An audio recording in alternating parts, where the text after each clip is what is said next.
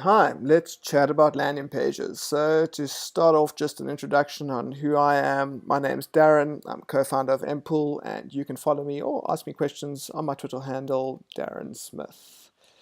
Right, so why are there landing pages? Well, they're there to convert. Um, Before we get too hung up on the word landing page, you must also consider the thank you page. It's equally, or not equally, but also very, very important.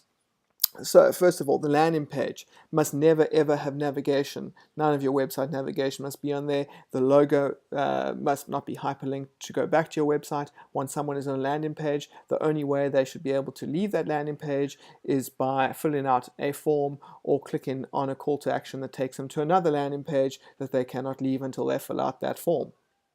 So every single landing page that you build should have three ways for someone to convert. Somebody that is ready to buy.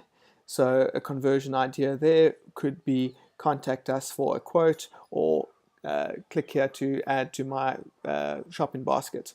Secondly, somebody that is busy researching, so they know what they want. So offering them a brochure, for example, or a price list may be something that they're looking for. And then last of all is someone that's just discovered you and they now need to download something to find out more information. They didn't even know they had the need before. So think of the larger solution and larger challenges that your product or service solves, and offer some sort of content around that they need to exchange their email address for. Always keep your landing pages as clear and as simple as possible. Do not make them busy. Then over to the thank you page, you can put navigation back onto the thank you page because you do not mind if someone then navigates to your website. But what you should put on your thank you page is some sort of offer to get that contact, that person, that visitor onto the next stage of buying. So if they have just downloaded your price list, maybe the next offer is a free consultation with one of your salespeople. So always be thinking, how can I move somebody further down the sales funnel? So I'm not going to teach you today how to build a landing page, whatever marketing automation system you use, whether it be HubSpot or whether it be Marketo. It should be easy enough for you to build a landing page in that system by watching their kind of training or just through intuition. But before you can start building a landing page, you do need to have a form created within your marketing automation system. First, create the thank you page, because when you create the landing page, it's going to ask you where should someone redirect after they have submitted this form, and that would be the thank you page. Then you create the landing page, and also don't forget to stick to some sort of naming convention, because as you get more and more landing pages for more and more offers and ebooks and different stages of buy-in and different Google AdWords and different display campaigns, it can become a nightmare to manage. So make sure you have a really, really good naming convention.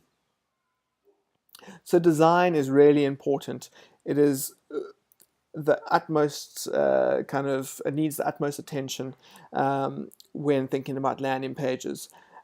So the first thing is the person responsible for strategy. So whether that's a marketing manager, a brand manager, a digital marketing manager, a strategist, whoever you are that is in charge of strategy, you are responsible for designing the wireframe, how you want this landing page and how you want this corresponding thank you page to look. Where do you want the form? You need to consider things like keeping as much as possible above the fold, so that there's no need to scroll. The landing page will have to pass the blink test. So if you show somebody for 1 second and take the landing page away, they need to be able to tell you what that landing page was about and what you were trying to do. Then obviously the page must load really quickly. Don't forget to offer the 3 ways to convert, and also a way to phone. If you are going to use phone, put a phone number onto the landing page, rather use some sort of voice over IP tracking number, where you can actually track which calls are coming from which landing page. And then don't fill up the landing page. As I said before, make it as clear. Add lots of white space. If you need inspiration, look at the HubSpot design gallery or look at the Unbounce gallery. There are plenty of examples of really good landing pages that go beyond just having a form in the top right hand corner with the heading across the top there. You can do really creative stuff that reaches your goals. If you are using landing pages for Google AdWords, don't forget that you need to have the keyword in your H1 tag. You need to have relevant text content on the landing page with the keyword in it. Your title tag should have the keyword, and the URL of the landing page should have your keyword. When it comes to URLs, don't make those URLs too obvious. People do look at the URL. So if your URL says offers.mpool.com/tricking customers to buy our product, customers are going to see that. So don't go and make your landing page URLs too linked to what you're actually trying to achieve. Make them something that actually also helps convert. Then if you are using the Google AdWords tracking code, analytics code, or any other third-party tracking systems code, you need to stick that code onto probably onto the landing page as well as the thank you page that you design. Within HubSpot, if you go to footer HTML under settings, you can stick that code in over there. So the next element is continuous improvement. So at Mpool, we insist that for every single landing page, you make at least one tiny improvement every single month.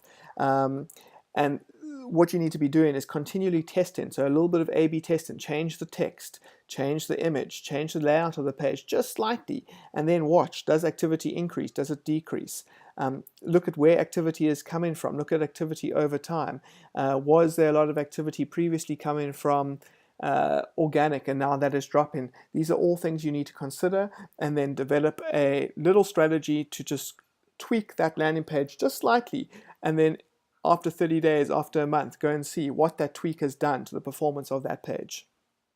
Right, so your task for today's training is on offers.mpool.com/academy-landing-pages. Go and complete the task there and find out what training to attend next.